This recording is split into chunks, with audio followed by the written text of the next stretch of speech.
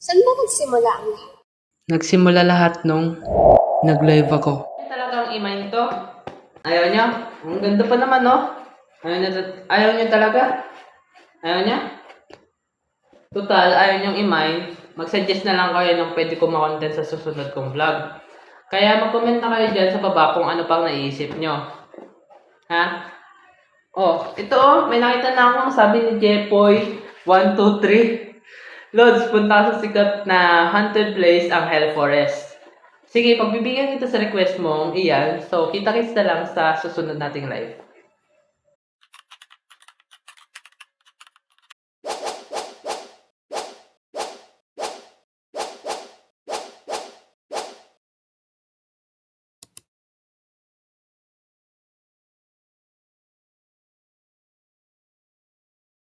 Pagkakataon ko na to, di ko nasasayangin.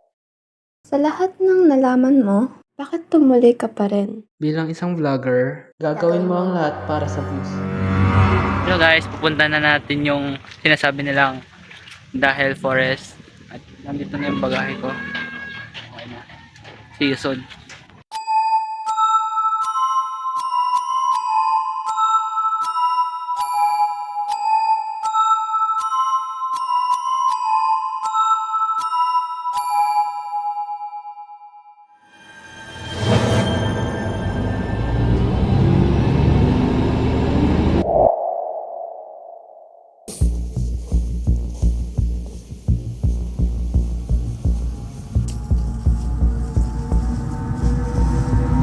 Hindi ka ba natatakot?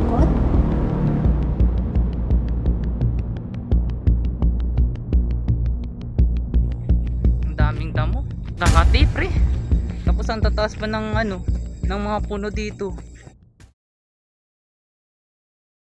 Hello guys, dito ako ngayon sa pinakaloob-looban ng gubat at saka nakita nyo naman guys sa likod ko dito ako dumaan at saka rin guys napapansin ko walang signal dito kung kaya naghahanap ako kanina pa ng mayroong lugar na may signal kaso wala at saka paggabi na rin guys kaya naghahanap ako ng matutuluyan pero wala pa din ako nahanap dito so pagpatuloy na pa natin yung paglalakad. Hindi naman nakakatakot eh. Update sa buhay ko. Nandito pa din ako ngayon sa kagubatan. Guys, naririnig nyo ba yun?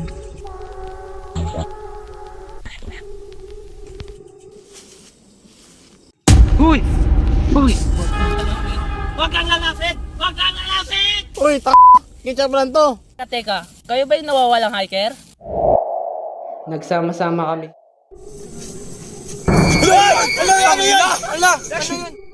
Tapos, anong sumunod na nangyari?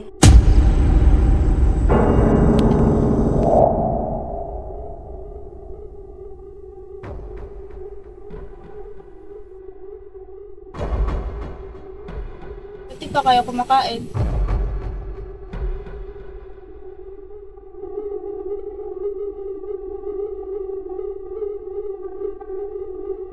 Alam niyo ba ang paboritong pagkain yan ng anak ko? Namatay siya bago siya ikasal. Ayaw matahimik ng kaluluwa niya. Kailangan ko ng babae. Babaeng makakasama niya para matahimik na siya. Nangungulila siya. Matutulungan niyo ba ako? Hindi ba kayo nagduda? Bakit para may kakaiba sa pagkain? Parang weird talaga. Hindi natin yung pagkain tapos pangat na lasa. Something siguro. Ano kaya kung umalis tayo dito? Pwede rin. Pero, Tara, pwede. tara, alis na tayo. Tara. Tara.